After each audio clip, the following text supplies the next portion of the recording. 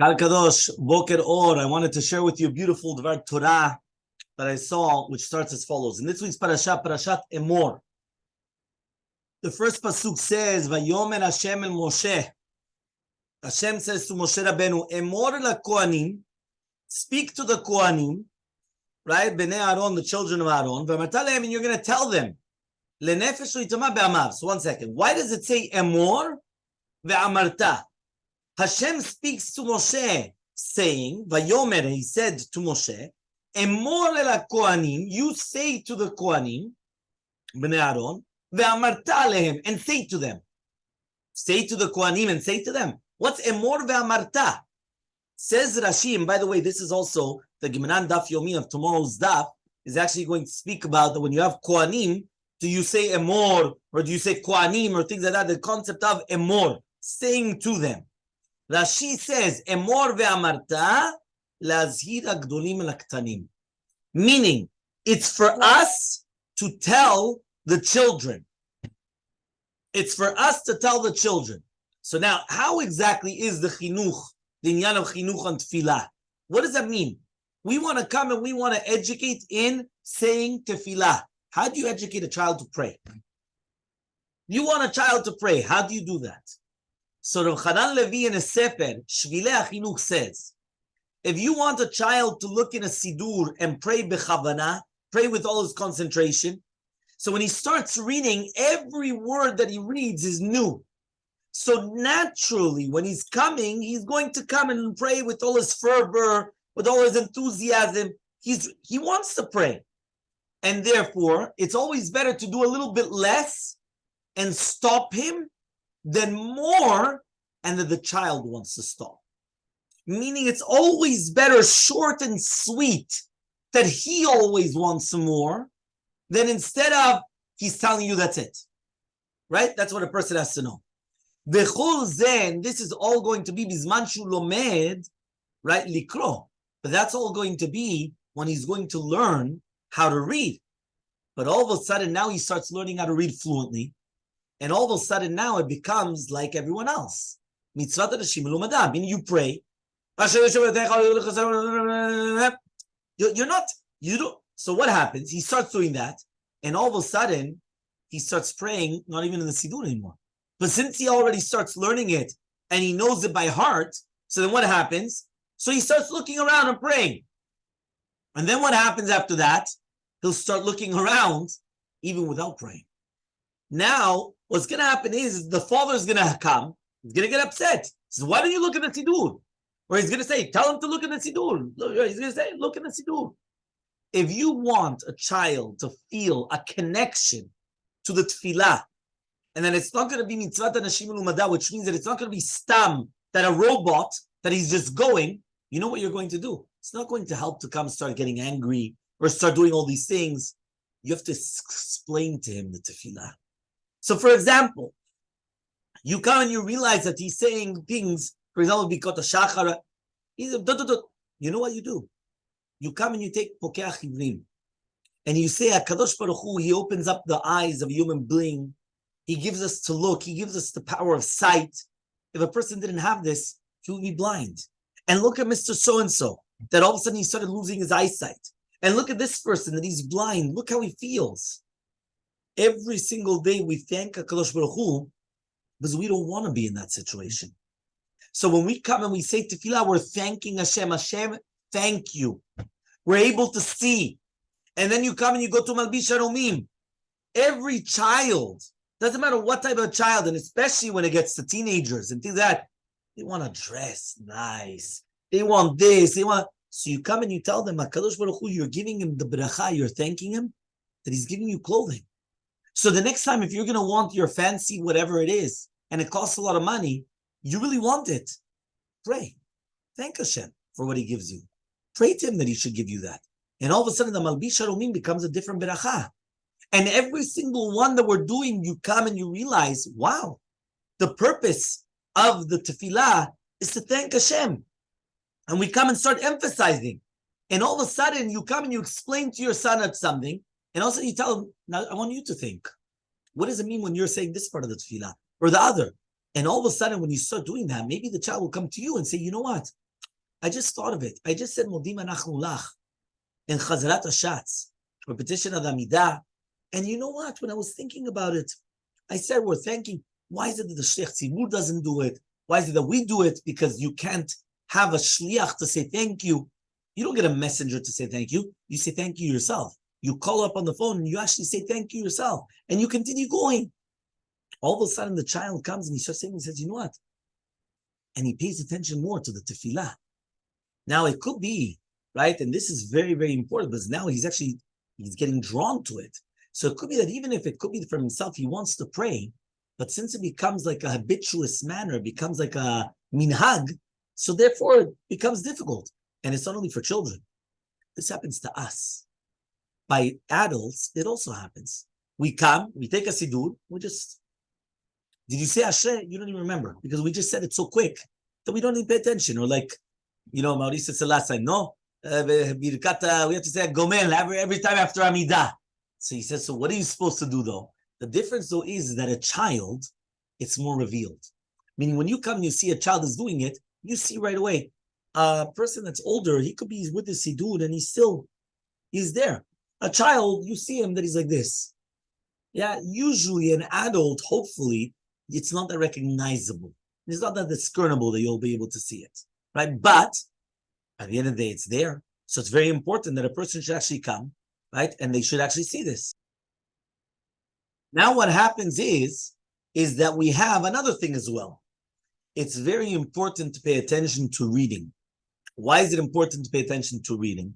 Because, for example, you take a child. If he's not going to learn how to read properly, what happens is that later on, he's going to have reading problems. And then it could be that he's not going to understand Gemara or other things, not because he doesn't understand. It's just because he's embarrassed to read and he doesn't read properly. So it's very important to come and to make sure that they're going to read, right, beforehand. Now, it is known in the name of the Rechaim Brisk. Rechaim says that the entire purpose of tefillah is to understand that we're in front of the king. We have to understand that we're in front of the king. The reason why he says this is because everyone knows that the first biracha in Amidah, we have to have concentration. The first paragraph, the first one, Magen Avraham, we have to have concentration. If we don't, we're not Yitzchak, we have to go back again. Minimum Birkat Avot.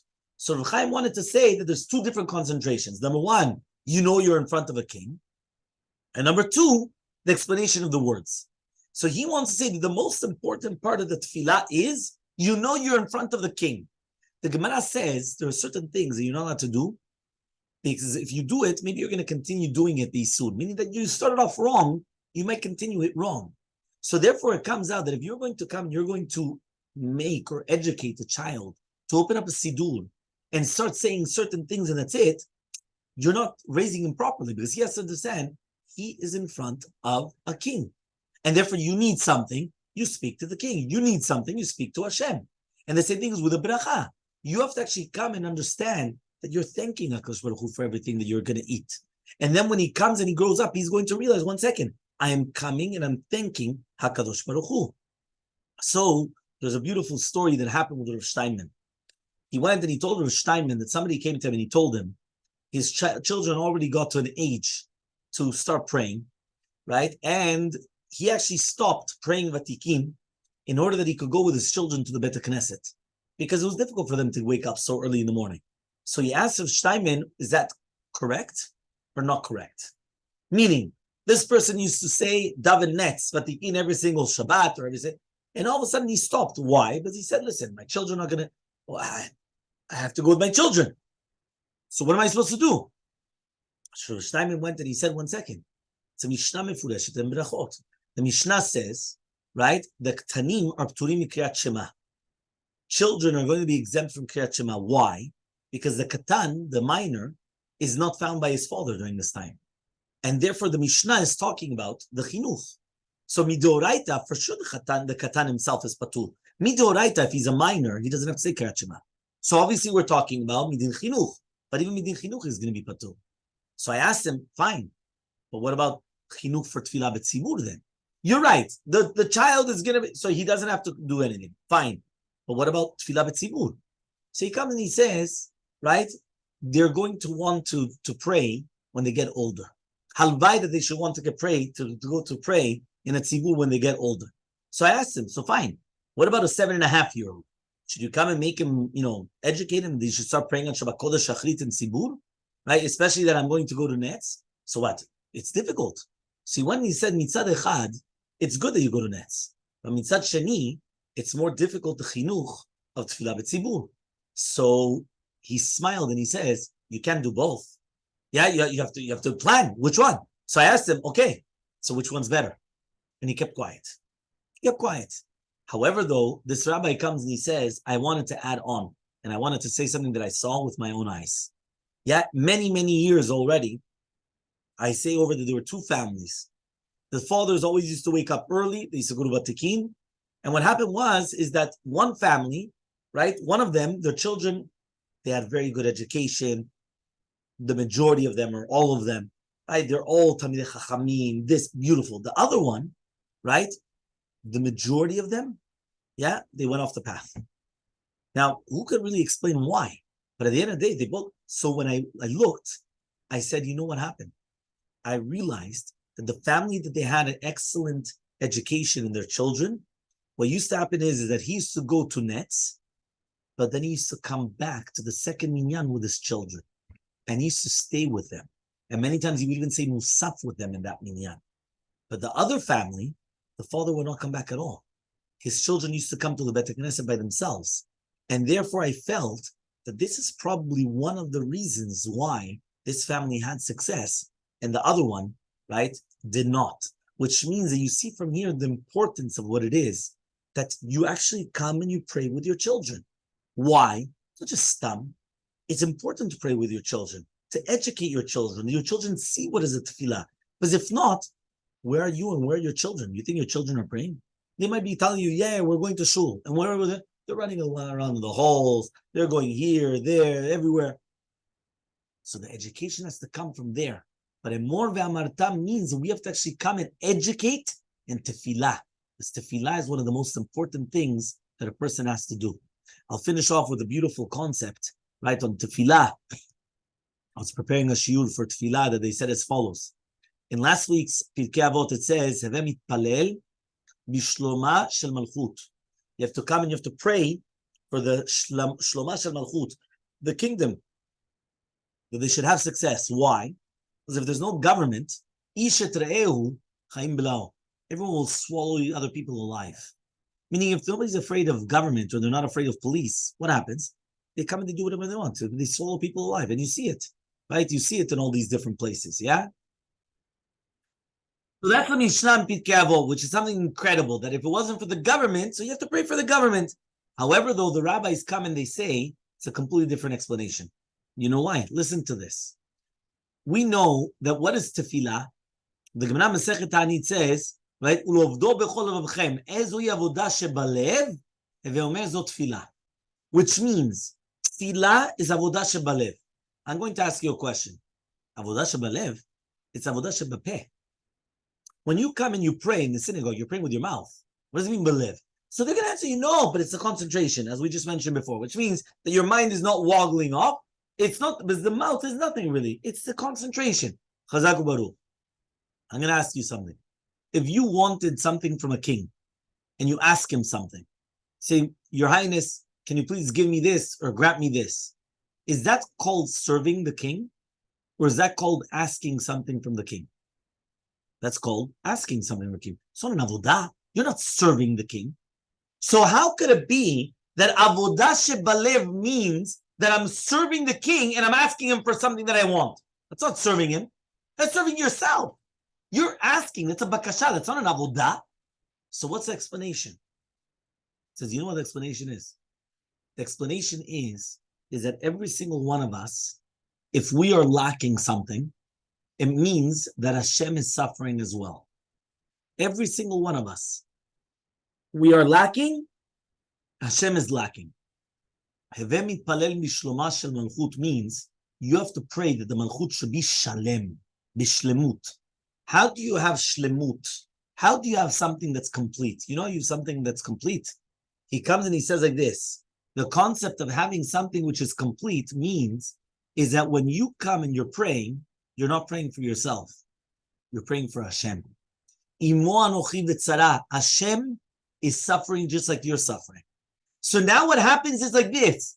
You come and you're praying, your mouth, it looks like you're praying for yourself.